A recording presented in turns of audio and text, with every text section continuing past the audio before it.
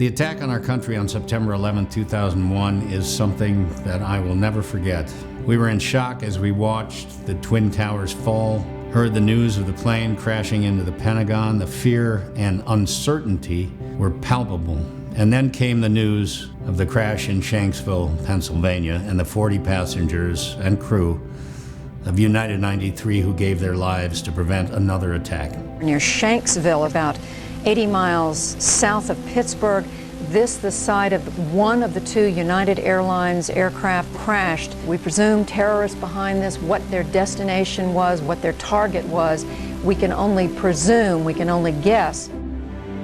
Today I learned about what happened on 9/11. It can be a completely normal day, and then it can turn into a life-changing crisis just like that in an instant. I had this idea that, 9/11 hit everybody in the same way. For those of you that this is your first time at Flight 93 National Memorial, welcome. You're actually walking on the flight path for Flight 93. The war on terror began aboard that plane above the skies of Pennsylvania. Flight 93 was about 5,000 feet in the air, probably traveling just under 600 miles per hour as the assault took place from the passengers and crew members. And the terrorists knew that they were going to lose control of the plane, so they start doing this with the plane, waving its wings, tilting it from side to side until it lost lift and then entered a dive.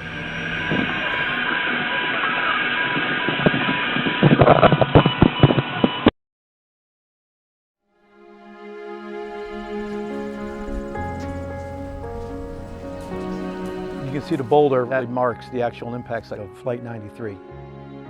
We brought along David Beamer, Gordy Felt, Ken Nackey. They lost their loved ones here in that space. I feel like it just really helps people realize the significance of the events of 9/11 and just kind of deepens our understanding, gives us a more personal, first-person account of what happened. Lisa Jefferson is the lady that heard Todd's last words.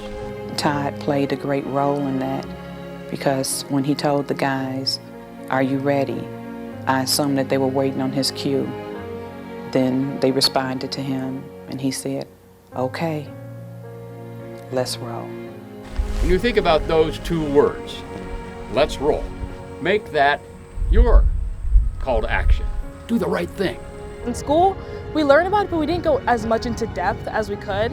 So I really like how much we got to do that here. We're going to go to the Wall of Names and we're going to pay our respects there silently. There's a lot of symbolism attached to this wall, and the symbolism is that it's 40 people from all walks of life, from all over the United States, from around the world. When I saw the names on the wall, it was somber, sadness, and gratefulness all at the same time. I think it's a very spiritual experience. I connect probably to First Officer Leroy. Sandy Bradshaw. She was a flight attendant for there. She was 38 years old, and she was a very meticulous, organized person, her family says. She always had a plan. We're going to do something that not a lot of people get to do, and that is go to an area that only family members can go to, and that is that very sacred space where Flight 93 had its last resting place. How do you feel coming back to the crash site? When I come back to the memorial, it makes me feel good when young people like you are here to learn and to consider and remember what happened. So I'm thankful for the place. This trip is a gift from the American people to be able to bring these young people here so they can experience this on a level very few get to do. I hope they'll remember really what these people did. And I hope they'll remember the fact that now 22 years later, here we are, safe, free, on a beautiful day, and that doesn't happen by accident.